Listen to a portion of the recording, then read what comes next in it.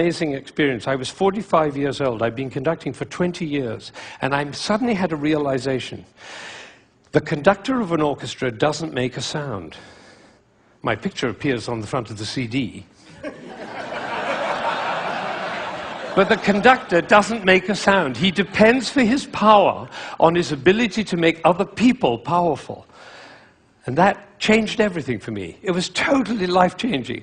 People in my orchestra came up to me and said, "Ben, what happened?" That's what happened. I realized my job was to awaken possibility in other people. And of course, I wanted to know whether I was doing that. And you know how you find out? You look at their eyes. If their eyes are shining, you know you're doing it.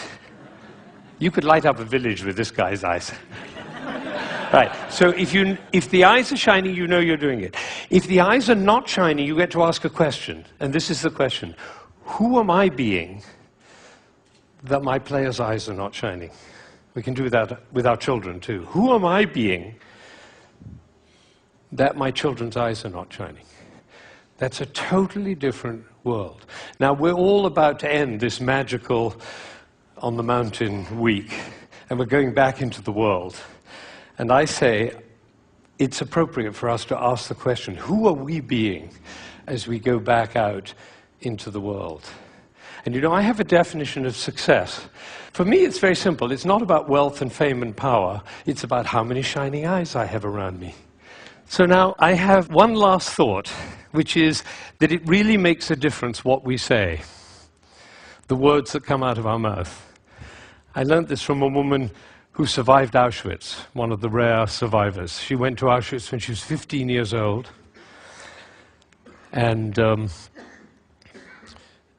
brother was 8, and the parents were lost. And she told me this. She said, "We were in the train going to Auschwitz, and I looked down and I saw my brother's shoes were missing. And I said, why are you so stupid? Can't you keep your things together, for goodness sake?" The way an elder sister might speak to a younger brother.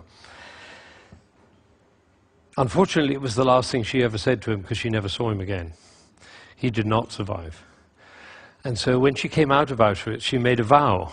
She told me this.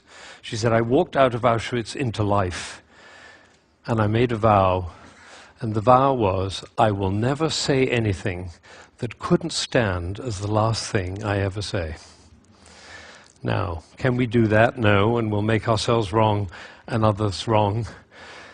But it is a possibility to live into. Thank you.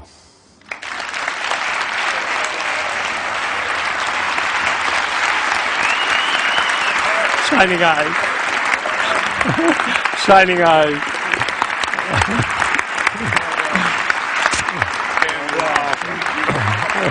Thank you. Thank you.